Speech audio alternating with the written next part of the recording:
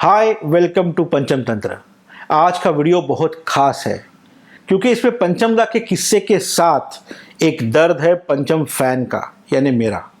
एक गुस्सा है इंडियन आइडल्स के मेकर्स की तरफ जिन्हें सिर्फ और सिर्फ टीआरपी के फिगर्स दिखते हैं। आज बात करते हैं एक ऐसे वक्त की जब सीएमए यानी सिने म्यूजिशियन एसोसिएशन के मेंबर म्यूजिशियंस स्ट्राइक पर थे। उन दिनों पूरा जो रिकॉर्डिंग था गाने का, ये एक साथ हुआ करता था। सिंगर्स म्यूजिशियंस एक साथ रिकॉर्डिंग किया करने के आज की तरह टेक्नोलॉजी थी नहीं। तो musicians going on strike essentially meant कि गाने रिकॉर्ड नहीं हो रहे हैं, और जब गाने रिकॉर्ड नहीं हो रहे उसका मतलब था कि गाने शूट नहीं हो रहे, और जब गाने शूट नहीं हो रहे उसका मतलब था पूरी फिल्म इंडस्ट्री एक ग्राइंडिंग हॉल्ट पे आ गई थी, कोई काम नहीं हो रहा था।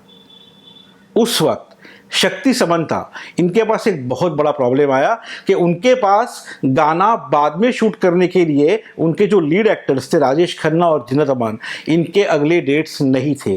तब उन्होंने पंचम दा को अपनी उलझन बताई, और पंचम दा ने ये उलझन सुलझाने के लिए पंचम दा टर्न टूवर्ड 3 और 4 म्यूजिशियंस ऑफ हिज जो उस वक्त सीएमए के मेंबर्स नहीं थे। उनमें से एक थे रंजीत गजमेर, जिन्हें हम कांचा भाई के नाम से जानते हैं। और उस दिन उस सीएमए के स्ट्राइक के वक्त वो गाने के रिदम सेक्शन में सिर्फ और सिर्फ एक छोटा सा नेपाल का परकशन इंस्ट्रूमेंट बज रहा था जिसका नाम था मादल।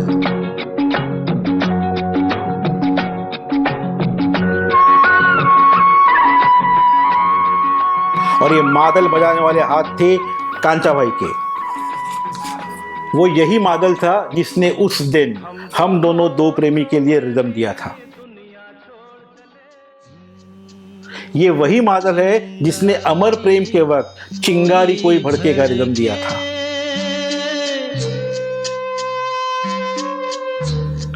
ये कांचा भाई का खुद का अपना मादल, जिन्होंने हमेशा पंचम दा के साउंड के नाम से अपनी शोहरत कमाई।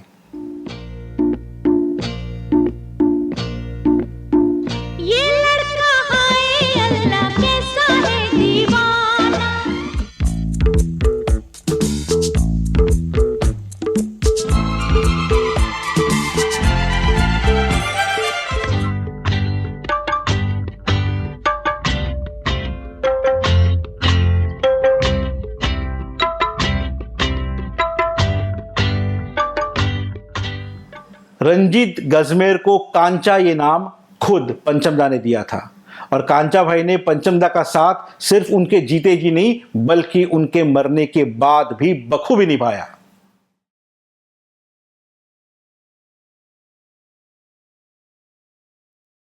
तो पंचम दा ने बोला, कांचा कल तू और मैं जाएंगे मार्किंग के लिए, तू और मैं जाएंगे, कल 11 बजे तू आ जाना।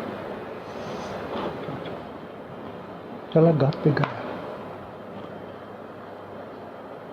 सुबह 4 बजे मैं घर पे सोया था, फोन आया, पड़ता है फोन, तो फोन उठा के मैं सुना तो भरत जी हो, दादा नहीं रहे, दादा चले गए।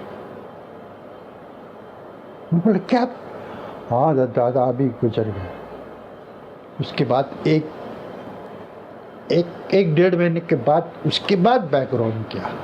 वो बैकग्राउंड मनुरदा, बबलूदा, मैं, हम लोग तीनों थे, हम लोग मिलके किए।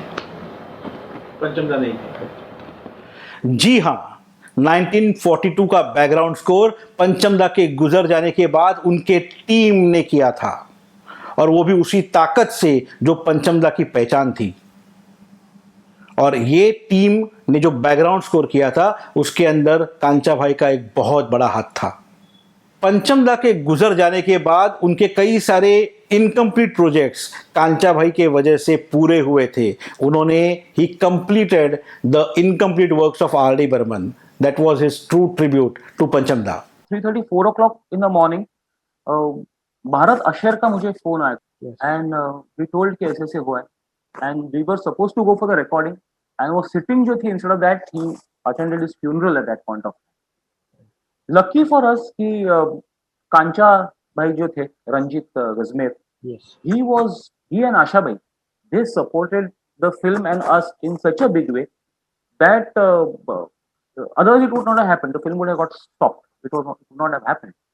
तो कांझा भाई और आशा भाई ने मिलके वो गाने जो थे वो कंपोज किए, वो सब डिजाइनिंग किया, एवरीथिंग. कांझा भाई helped us go through the entire process of the music creation for सुखी संसाराची बारासुरी. Fantastic. And if not for कांझा भाई and आशा भाई, the film would not have happened. Ranjit गाजमेर यानी हमारे कांचा भाई नेपाल के एक बहुत बड़े संगीतकार हैं. सन 2019 में INAS ने उन्हें लाइफ टाइम अचीवमेंट अवार्ड से सम्मानित किया था बतौर संगीतकार.